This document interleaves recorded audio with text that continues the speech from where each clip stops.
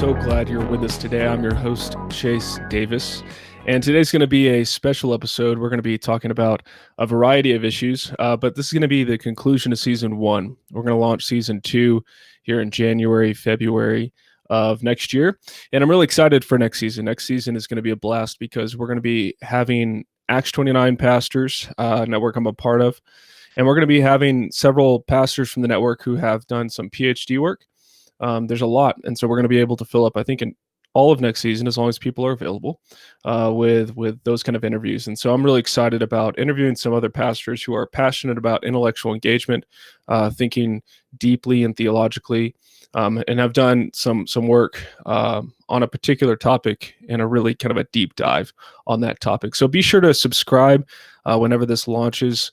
Subscribe to the podcast. You can also follow on Facebook or Instagram at Foolproof Theology, and we'll make sure to keep you up to date with what is coming. So today's episode is going to be unique because we're going to be summarizing some of the things that I've been learning. Part of the reason I started this podcast was really for myself, to have conversations with people about stuff I think is important.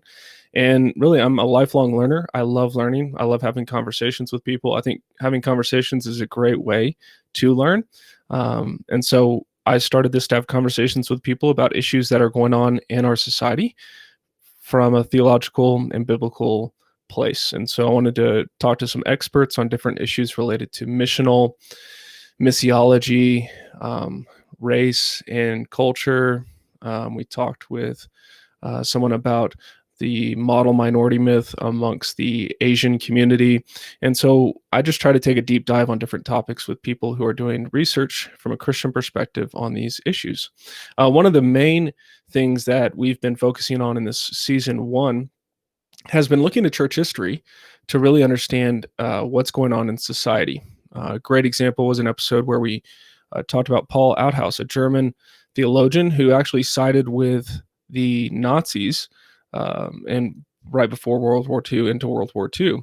And the kind of goal in that was to look at how he made the conclusions he made to side with that group, the evil group, Nazis, and how he concluded that that was a wise decision.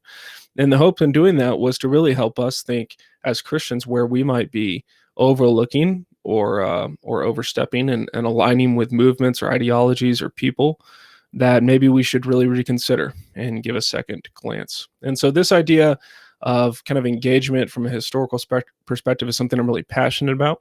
And it really brings us into the first topic I want to discuss today, which is the concept of missional. Missional is kind of a buzzword that's been going around in the last 20 years in kind of Christian literature. It came onto the scene in the 90s, mainly as like a concept of study by Daryl Guter and others. And it's really taken off since then.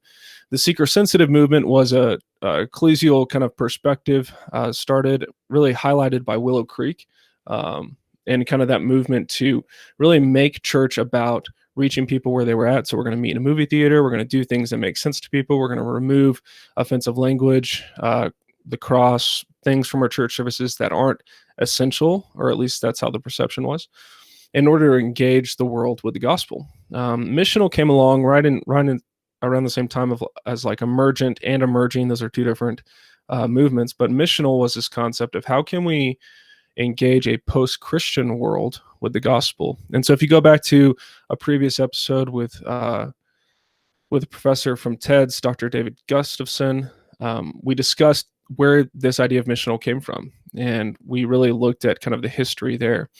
And so when I say missional, I want to describe for you what I mean when I say missional. When I say missional, I'm a student of Denver Seminary and kind of a Tim Keller reader, or at least I have been historically. And so when I use the word missional in conversation, I typically mean engaging the world with the gospel. How do I engage the world with the gospel? It's like thinking like a missionary, which is something I've always felt God was calling me to. That's one of the primary ways I think as a pastor, as a missionary in culture. And so when I use the word missional, I typically mean, how do I take the unchanging truth of the gospel into a changing cultural context without compromising the gospel, but engaging that culture with the relevancy of the gospel? We don't make the gospel relevant. It's already relevant. And our job is to show people how it is relevant in their lives.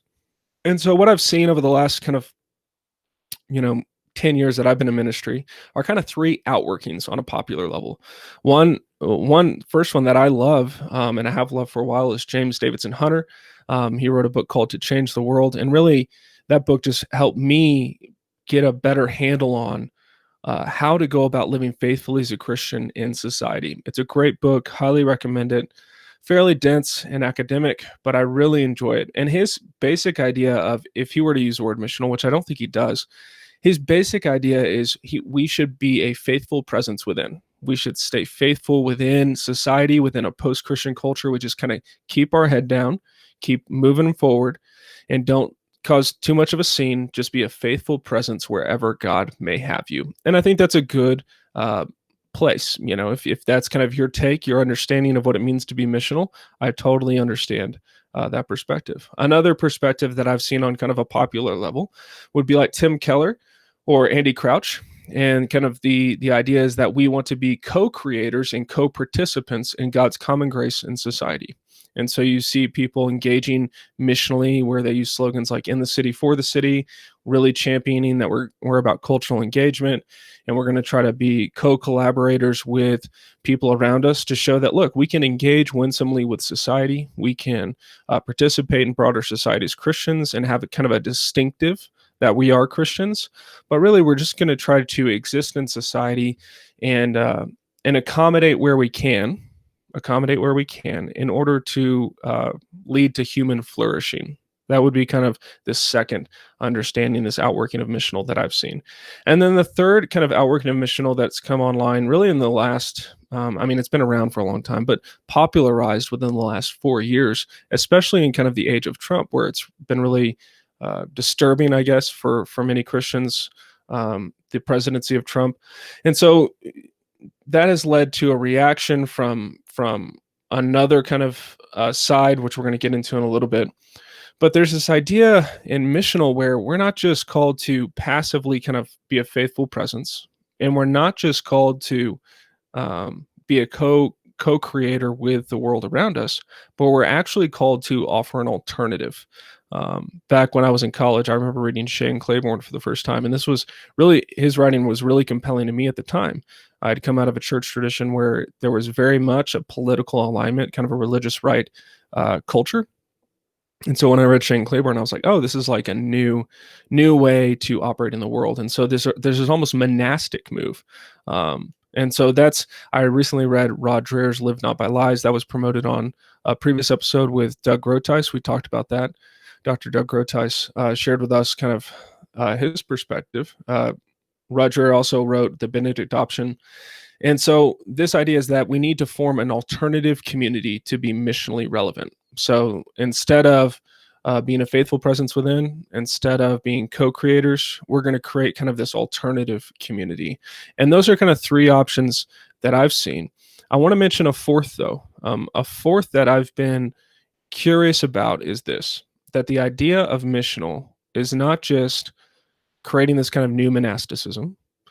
The idea of missional is not just winsomely engaging culture. And the idea of missional can't just be staying faithful within. There has to be an antithesis offered. And I was having a conversation with a friend about this the other day, that we as Christians must be inviting people to repent and believe in Jesus Christ. And that's inherently confrontational. And so what has been missing from a lot of the missional conversation has been this idea that the mission of God, the Missio Dei, inherently confronts us, and not just us, but societies and nations.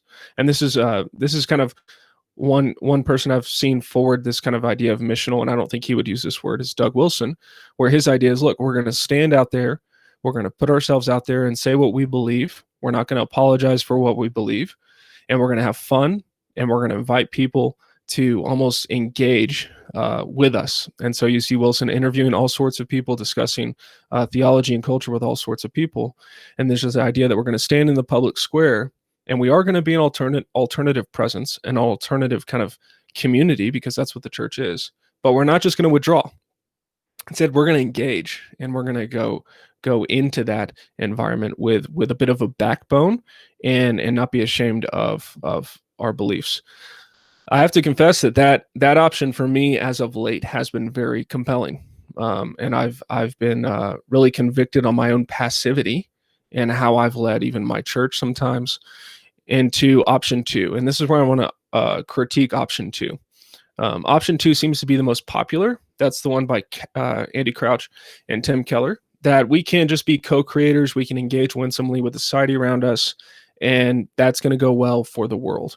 The values of option two are kind of threefold, as I've seen them play out. One, option two promotes that we want to keep the peace with the culture, and we can give up ground in order to accommodate the culture around us. So if we need to give up some religious liberties, or we need to give up some fights or some definitions of whatever it may be, marriage or anything else, then that's okay as long as we keep the peace. Keeping the peace is more important than winning. And so that's a value for option two that I've seen. The second value for option two that I've seen is we need to be nice above all. That we take verses, option two will take verses from the Bible that talk about, they'll know us by our love. And so if we come across as fighting for the gospel and for religious liberty or other things like that, well, that would be a mistake, because that wouldn't appear to be loving to the watching world. And so being nice above all. If we're not nice, then we failed missionally in option two. Option two, also, the third value they have is we don't want to draw attention to the parts of Christianity that are in contradiction with culture. And so the parts of Christianity that make people uncomfortable, make a secular society uncomfortable, we're just not going to draw as much attention. In fact, we're going to try to kind of hide those for later.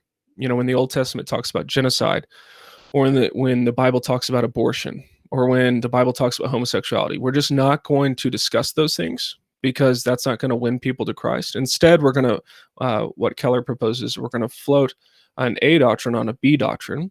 And so we're going to engage the world on their terms first. So we're going to engage talking about things that secular people care about, justice, the environment, things like that. And then eventually we're hoping that we can unroll kind of the whole biblical scope in order to introduce them to Christianity. And so those three values I've seen really play out all sorts of places. I think they're widely promoted and held to be values, and how institutions like Christianity Today, Gospel Coalition articulate our faith in the public square. So those three values, again, were keep the peace with culture by giving up ground, be nice above all, and don't draw attention to the parts of Christianity which contradict secular society. And so I think this option is woefully misguided. It's an option that I've personally kind of used to really engage with culture and with society, and it's a way that I've led for a while. And I'm really not just second guessing it. I'm actually calling into question the very values it holds as consistent with a faithful biblical engagement in the public square. I think that for many people who hold to this option too, and broader evangelicalism, you see almost this sentiment where it's as if they want persecution, and they're eager for persecution, not that they're just okay with it. Like we see in the New Testament, that persecution is a healthy reaction from society against God's people to form them, and God can use persecution to shape his people. But instead, what we see is almost this idea of like persecution is inherently good. It's not just an effect of our engagement, but it's something that we should crave. And so you see Christians suggest that persecution is something that we should pursue, in the sense that like we should give up any God-given rights, because that will actually increase our witness. As we become persecuted, we'll look better. And they typically, American Christians will point to places like China, where the persecuted church is growing and kind of exploding over there. And they'll see, look, those people are being persecuted and they're better Christians than us.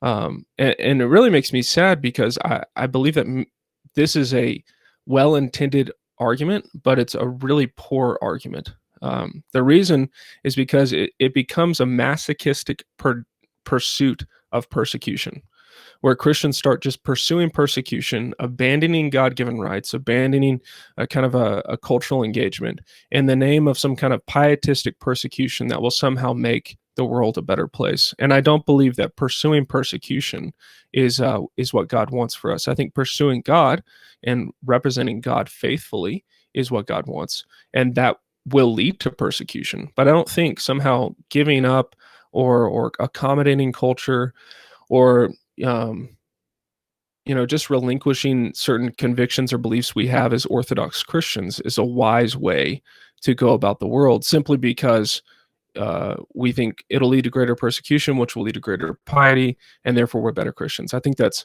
woefully misguided. Um, I think it's problematic for a lot of reasons, but I think one of the main reasons is because I don't think we realize where the ideas in secular society are coming from, and we underestimate their potency. So we underestimate their potency because we've picked option two. We view kind of this idea that we can engage the world as co-collaborators and co-creators with the world around us in a really a way that's almost childish in its naivete. So it's an idea that we can just engage with the world as peers, and we can compromise, and things are going to lead to better human flourishing because of that. Unfortunately, the reason I think this is misguided is we're not compromising with a view of the world that's compatible with Christianity. So when I compromise with my wife about where we're going to go to dinner, or what we're going to watch on TV, or even a parenting decision, how we're going to discipline or lead our kids well. When I compromise with my wife, we are peers, we're equals, we love one another, we're operating from the same worldview, we're using the Bible as the foundation of our marriage and parenting. When we compromise with the world around us in a way that views it as equal with Christianity, equally valid as a worldview with Christianity, we've made a fatal mistake. A secular worldview, when I use that word, I always chuckle to myself in my head because it reminds me of Arrested Development. There's an episode where this woman who's a Christian goes and I forget the main character's name, Bluth, goes to him and says, "Teach me the ways of the secular world." And so this word secular can easily become kind of a boogeyman within Christianity that makes no sense. And so I want to define that. When I say secular, what I mean is the idea that the world can exist without God. The world is fine without God. We can create institutions and societies that have no need of God. A great example of secularity would be the French Revolution, where they declared secularism as kind of a state religion. And so there was great bloodshed and removal of temples. Instead of churches, they were turned into temples to secularism. And so it's this idea that we can have a society that doesn't just not need God, but is almost anti-God. And what we're doing many times when we embrace option two missionally is we're assuming too much of the world around us in terms of commonality.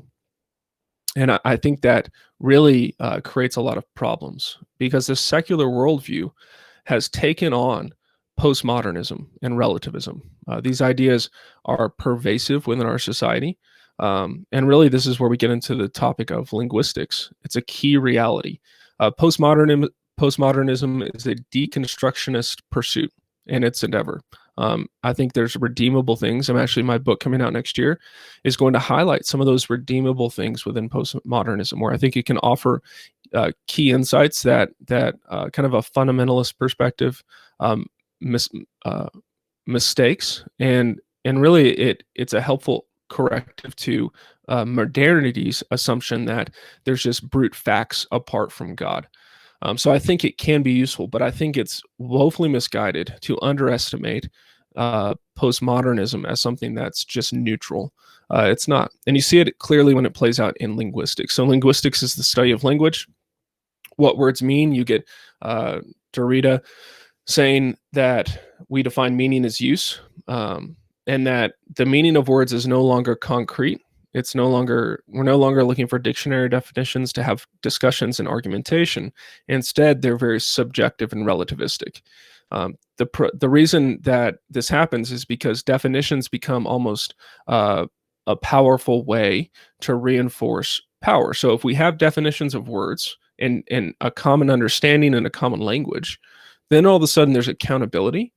Then there's all of a sudden we have to engage one another in conversation. Instead, what we have is a great unraveling as proposed by postmodernity, where language becomes relativistic, where definitions don't matter. The default in postmodernism is disorder. One example of postmodernism playing out today, and you may have heard this concept in society and churches. The Southern Baptist Convention is really trying to deal with this concept. And I like to joke. I grew up Southern Baptist, and I say I like watching Southern Baptist drama, like my wife watches The Bachelorette. It's curious to me because it's like what I grew up in. I'm no longer Southern Baptist. Um, but they're really trying to wrestle with this idea of critical race theory. A resolution was passed last year proposing it as a useful instrument to understand race. And so critical race theory really grew up in legal discourse out of postmodernity. And so there's this whole movement from Foucault to postmodernism, and then different streams of thought, critical race theory just being one of them. And you get different streams of thought that are posing deconstructionist views of society. And so the goal of critical race theory and other postmodern philosophies is not just to ask questions, and this is where we're misguided. It's not just asking questions about power and hegemony. It's actually attempting to dismantle reality and replace it with a new reality. This is where you see Christians trying to accommodate this by putting preferred pronouns in their profiles, and they're trying to adopt the language of society around them so that they can show, look, we can be co-collaborators, we can be relevant with you, we can speak your language. And I think this is a fatal mistake for faithful Christian witness. Critical race theory doesn't just ask who has been hurt and who is oppressed. It's replacing reality with a new reality that is nihilistic, chaotic, and frankly anti-God. Now, with that said, I have friends who have been trained in critical race theory who have found it useful. I have fellow pastors who may use some of the language of critical race theory and other disciplines like that. And I understand why. I get it. And I'm friends with them. So, like, I have no ill will towards them. But I do believe it's incredibly foolish when we use it just wholesale. Do I think that people can benefit from exploring some of the questions asked by critical race theory? Sure. I would point you to John Piper's podcast on critical race theory. I think it's a great resource. He did a podcast where he talked about, look, it can be useful to really just ask questions in a different way. Do I think that we should start using the term microaggression in our worship songs? Absolutely not. No, like that's foolishness. And I know that it comes from a place of wanting to show that we can speak the language of the world around us. I just think it's very misguided. And it's led to another reaction, however, and that overreaction, that counter reaction is Trumpism. Recently, there was a rally in Washington, D.C., and boy, did that sound like a dumpster fire, because you've got people up there with ram's horn that's red, white, and blue. And they're blowing the ram's horn, signifying that the great arrival of the Messiah Trump is coming. And then you've got this weird kind of commingling of like advertisements on the screen from My Pillow guy. I didn't watch it. I just heard about all this from Roger on the American Conservative website. And you have these Christians gathered around Trump as if he's some sort of deliverer, as if he's some sort of moral guardian, some guardian of truth, some protector of Christianity. This too is wildly misguided, and it is a reaction, I think, to the incoherency of postmodernism. And so you've got kind of this counter reaction with Trumpism to kind of this over-realized critical race theory in society. And I think the issue of Trumpism has been a long time coming within the church. I grew up in a church where for the 4th of July, we'd have a special America service where we sang patriotic songs and had a big American flag. And that directly to me leads to Trumpism. That's just right setting the path for people to end up worshiping a country and end up worshiping a person other than Jesus when we introduce that stuff into churches. It's been a long time coming, and I think it's dumb. I think that we can honor the country we're in. We can be patriotic in the country we're in. There's a huge debate right now in some Christian circles about nationalism, because the kind of big rally, whatever that was, I wish I had the name of it. The big rally in DC was viewed as nationalistic, and I think that Jill Lepore's book on nationalism is really helpful to understand nationalism. I prefer to use the word patriotic, and I think we can appreciate the United States as a gift to the world in a sense that it was formed out of a Judeo-Christian worldview, and it's led to human flourishing for many people, not all people, as critical race theory helpfully sometimes points out. But in general, we can be appreciative of the nation we find ourselves in without creating these worship services, without creating disciples that are really confused. A lot of disciples that have conflated God in country and sometimes even mistaken and put God in country in a sense that is really unbiblical. Worshiping the United States as some kind of second Israel. Uh, it's just so not just concerning, it's evil and it's wrong. I think instead, the church should be building a new civilization, a kingdom, if you will, to use Jesus's language, and inviting people to join that kingdom. And this is why I view option 2 as so weak. It doesn't offer an alternative, but it just seeks relevance by pandering to talking points. The reality is Christ came to conquer nations. When Jesus gave us the Great Commission, he said to go and make disciples of all nations, baptizing them in the name of the Father, Son, and the Holy Spirit, teaching them to obey everything I've commanded you. And when he uses that word make, that's not a suggestion, it's a command. We are to make disciples. There's this idea in modern evangelicalism that if we're just winsome enough and clever enough and coy and nice, that somehow that's going to win an audience for Christ. And instead, I believe as Christians, we should be defending Christianity. We should be representing Christianity in a faithful way in the public square, that we offer a vision of alternative kingdom that is not Trumpism and that is not based on racial discrimination, which I believe critical race theory is, but instead it offers an alternative reality because Christ came to rule the nations. That's why there's Christmas songs about that, about the Son of God become man, the conquering king.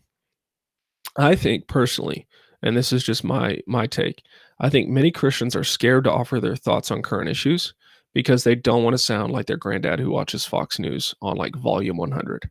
And I had one of those before he passed away. Where it just becomes kind of this religious right attitude where we're just against society. We go into these talking points of right and left and we try to identify with one. And I think as Christians, we saw what that did in the 90s. At least I, as a millennial, saw what that did in the 90s, and saw that what that did when I went to university and saw people who weren't Christians, and they identified Christianity with the religious right. And I think today, unfortunately, I think many non-Christians would identify Christianity with Trumpism. And I understand why we would not engage in the public square with a strong biblical backbone. I get that. However, we shouldn't shrink back just because somebody messed up somewhere along the way. We should look to be more faithful and more biblically faithful and theologically deep with how we engage in the public square. Just because the religious right or other groups have misrepresented Christianity does not mean we should fail to represent Christianity at all in the public square. And so for me, one of the biggest frustrations and why I felt this season has been already lonely enough, but why I felt as a pastor theologian incredibly lonely, is because many of the people that I respect in seminaries and other institutions have been largely silent on a lot of these issues. Now, I know for many Christians, they're working from option 2, which is they should be silent because being silent keeps the peace.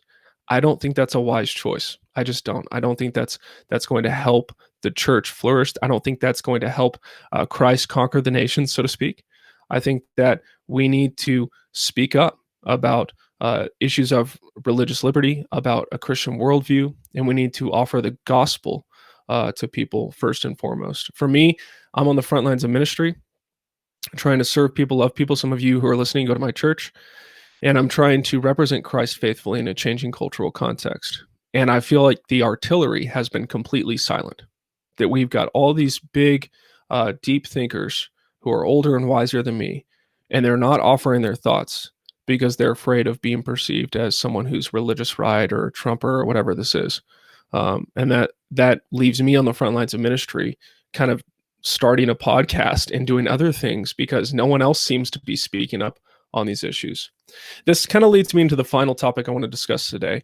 And that topic is eschatology. Eschatology is the study of the end times. When we talk about the Bible, or we talk about Revelation typically, but there's lots of passages in the Bible that deal with eschatology and how we're going to interpret the end times. And I think that our missional understanding is very much infused with our eschatological convictions, meaning that how we view the end of time in Revelation and other places is going to shape how we engage here and now today missionally.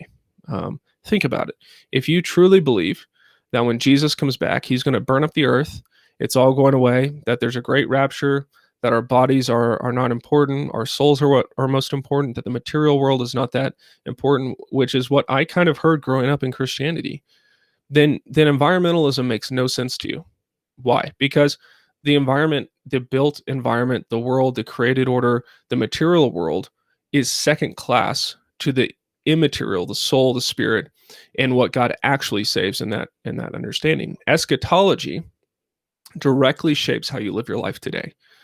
And so I want to talk about eschatology and really kind of a couple options and what I'm exploring lately. Not where I've arrived, what I'm exploring lately. So there's kind of three options in Christian eschatology, and you can get into a lot of different things, especially if you're dispensational. There's a lot of charts that are out there for you to explore. But the three options, one is premillennialism, meaning that Jesus is going to come back, and then there's going to be a literal 1,000-year rule and reign of Christ on earth as the king. So pre meaning before that millennium. Then there's amillennialism, which views Revelation and the 1,000 years as metaphorical mainly, that we kind of currently live within that 1,000 years. The 1,000 years isn't so literal. It's more metaphorical.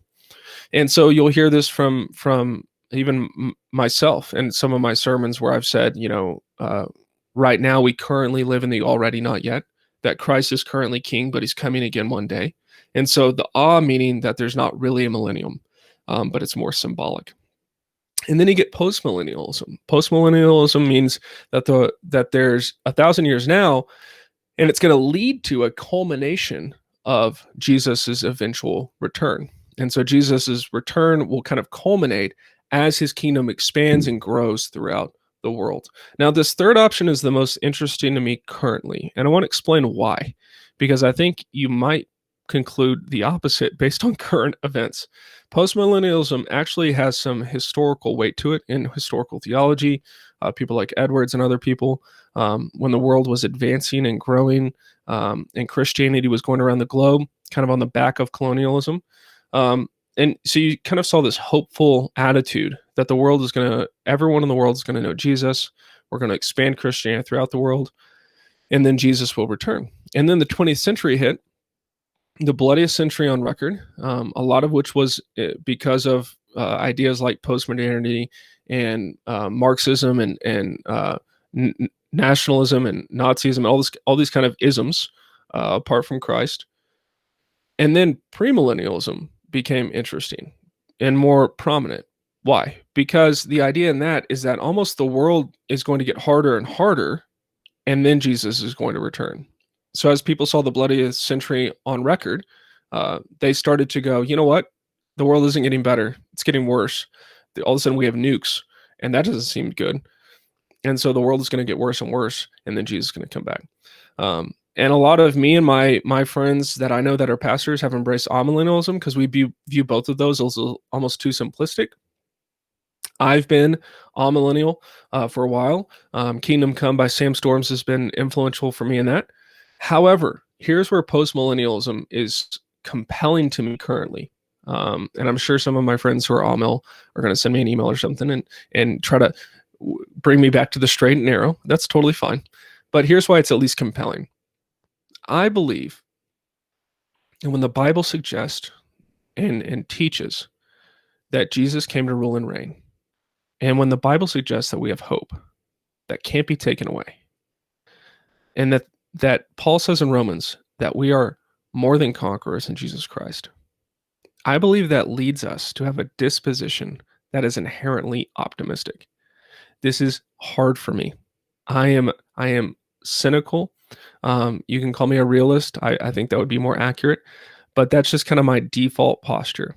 And so optimism has been something I've had to learn, and I've learned it biblically and I've learned it relationally from friends that have taught me that Christianity is inherently optimistic.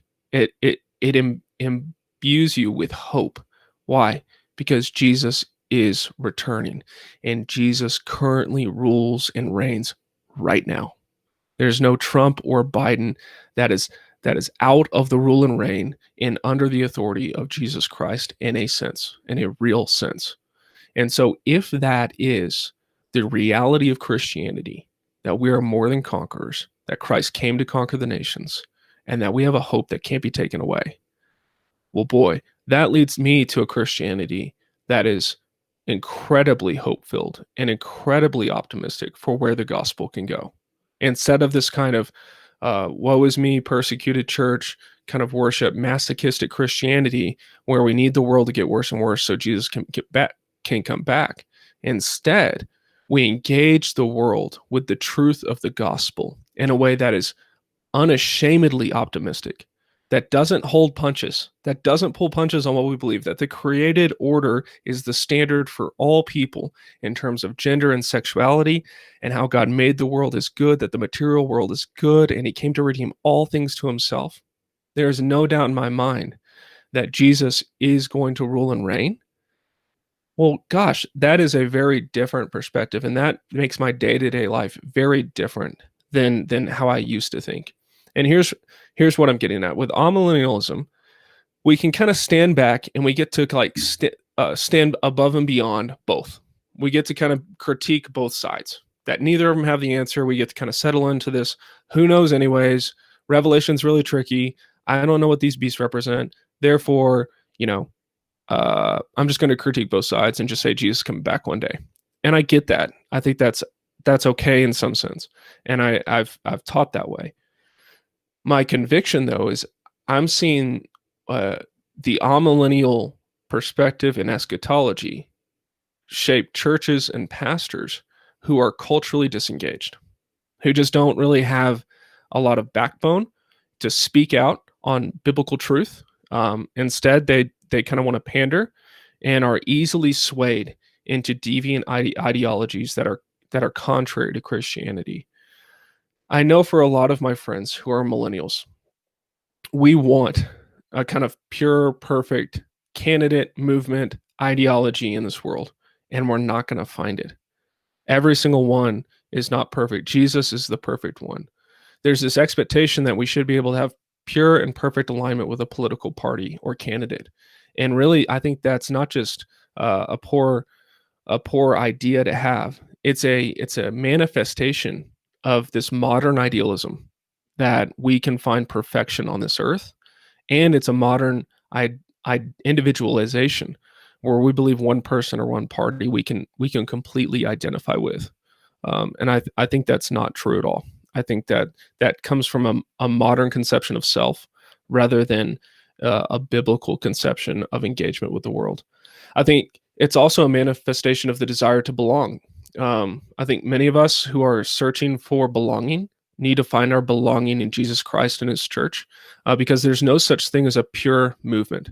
There's just not, as in like a movement without error on this earth. You see all sorts of attempts to make movements of purity, movements that are pure, whether they're for reform, conservatism, progressivism.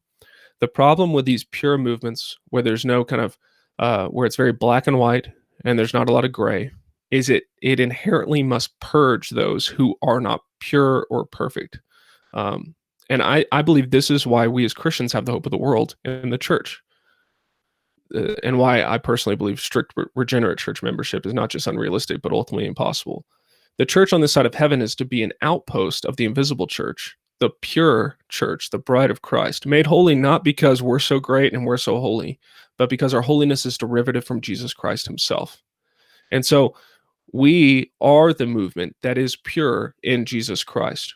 It's derivative. The holiness of Jesus Christ is given to us. And then we work out our salvation in the public square, knowing that as we participate in this world, as we walk this life, there's movements and ideologies afoot, and none of them are pure, and none of them are perfect. But disengagement, I don't think is a wise option. I think we need to be intelligently engaged with the world around us based on the reality that we already belong to the purest, the only pure movement, really, the Church of Jesus Christ, by whom we derive our purity, our righteousness from Jesus Christ himself. All these movements, Trumpism, leftism, whatever you want to call the different movements in our world, they're searching for righteousness, and righteousness is found in Jesus Christ himself. And so I think that's the way I want to kind of close out the episode. Hopefully, this has been helpful content for you. I'd love to hear from you if you enjoyed this content, because I typically want to bring in other people who can say hard things or maybe offer their opinions, because there's lots of people that are smarter than me, and I want to bring them to you so that you can hear from them and learn from them. But I'll probably do another one of these episodes at the conclusion of next season. Like I said, we're going to launch next season, January, February 2021. I've also got a book coming out in the next few months. And so that book is actually going to touch on at least one of the topics that we've talked about today. It's going to talk about postmodernism, and it's going to use John Frame's triperspectivalism to show how postmodernism can be really useful, but we don't need to go overboard on postmodernism. And so that book is supposed to be a helpful way forward to make disciples in this world, really engage in the work of James K. Smith and others, and how we make disciples and form people. So if you enjoyed this podcast, if you enjoyed this season, I would invite you to do a couple things. Give us a great rating on Apple Podcasts or wherever you listen. It's available on a lot of different platforms. Share the podcast with a friend. Pick an episode that you would find interesting to have a phone call about later with that friend, and send it to him and say, hey, we should chat about this topic later. If you're watching on YouTube, you should subscribe to the channel, click the bell icon so you can be notified when the next season starts in January, February. And I'm really looking forward to next season. It's going to be a lot of fun. I love Acts 29 and the network I'm part of, and I'm really excited to bring you guys in that network who are thinking deeply about Christianity, and really kind of promoting a Christian worldview from a place of deep intellectual engagement. So until then, I will see you next time.